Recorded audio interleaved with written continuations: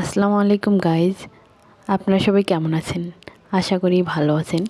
আমিও আপনাদের দোয়ায় আল্লাহর রহমতে আলহামদুলিল্লাহ ভালো আছি। আবারও একটি নতুন ভিডিও নিয়ে আপনাদের সামনে হাজির হয়েছি। আমি আমার অবসর সময়টাকে কাজে লাগানোর জন্য আঁকতে শিখেছি। এখন প্রতিদিন একটু একটু করে আঁকতেছি, মন অনেক ভালো থাকে।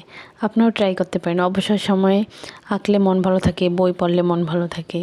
সারাদিন অনেক ব্যস্ত থাকি সবাই, সেজন্য অবসর সময়ে একটু নিজের মনকে ভালো রাখার জন্য কিছু করা উচিত। এখানে একটা সিনারি আর্ট করেছি, আপনাদের অবশ্যই ভালো লাগবে।